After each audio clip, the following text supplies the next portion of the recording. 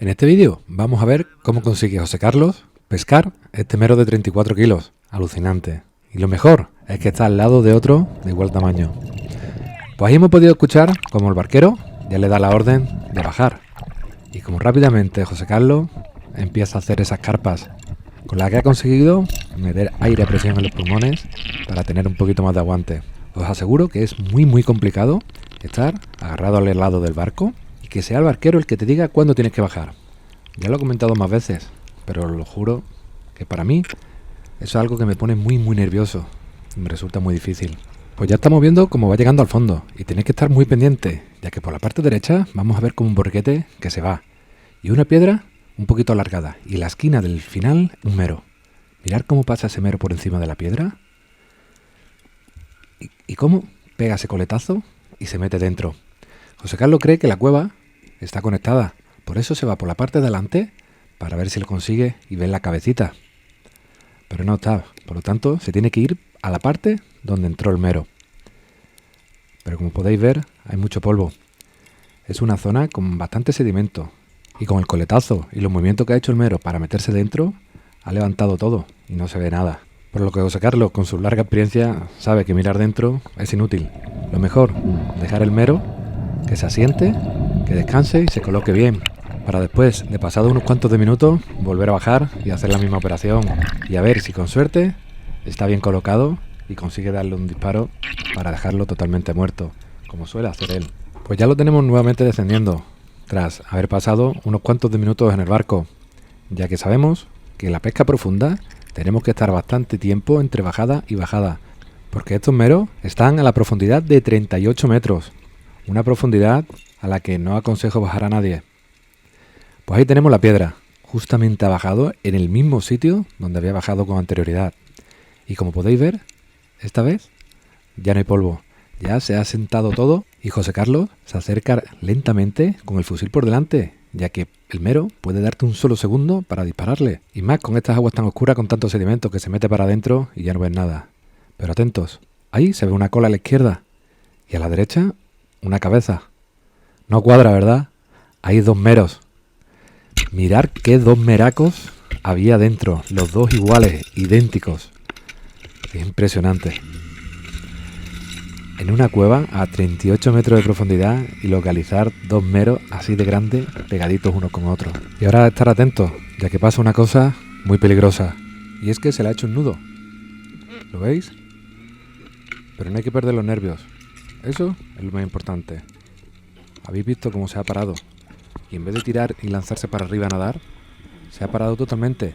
Ha mirado bien cómo estaba atado y se lo ha quitado tan tranquilo. Nuevamente, sí ha subido ya para arriba. Pues lo que él ha hecho en tan solo un segundo puede resultar totalmente catastrófico. Es muy peligroso. Menos mal que tiene mucha experiencia y sabe cómo hacerlo. Se ha quedado parado, lo ha mirado tranquilamente y se lo ha quitado. Para poder conseguir subir arriba, para pegar este gran grito.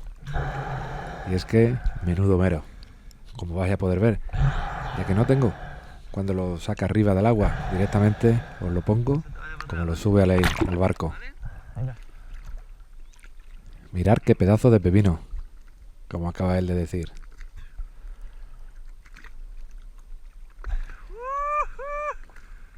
Un gran mero, 34 kilos, en 38 metros de profundidad.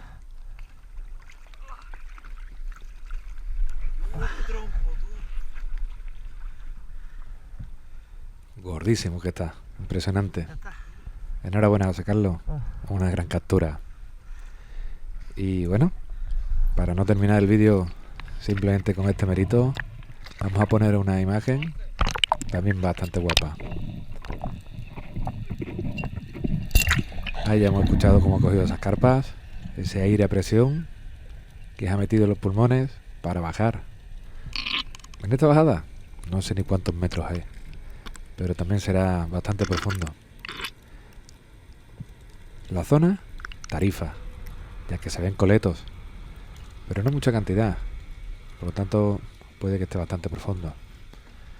Pero ahí veis una zona bastante plana y con esos coletos bien altos que él va a utilizar para quedarse bien pegadito a esos coletos.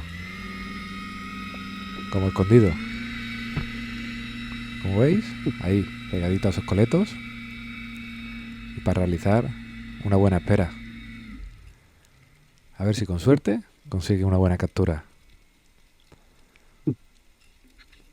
Como muchos otros pescadores, también está utilizando esos ruidos culturales, esos ruidos que realizamos con la garganta para llamar la atención de los peces, los cuales le están entrando por la parte de atrás, por la parte de las aletas.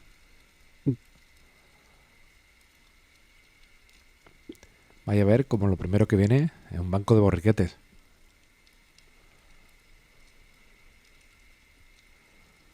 Y entre los borriquetes también se aproxima una urta.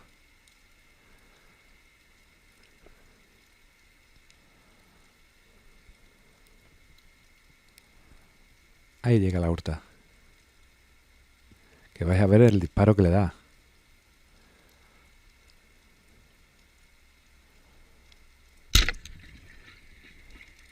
Pues sí, un doblete. Urta y borriquete. Bonito disparo, ¿eh?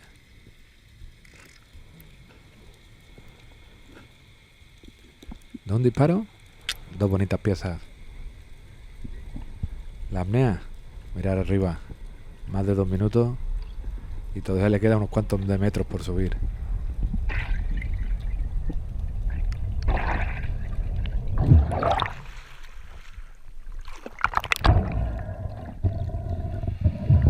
Y así, desde arriba, puedo recoger tranquilamente. Que como veis, él pesca con ese carrete de brazo y deja el fusil a mitad de camino. Algo que a muchos de nosotros nos daría bastante miedo. Perderlo todo. Y con este vídeo de este doblete, ya sí voy a despedir este vídeo en el que hemos visto como esos dos meros gigantes casi estaban juntitos. ¿No valen de dos en dos o qué? Pues espero que os haya gustado y nos vemos en el siguiente vídeo. Muchas gracias.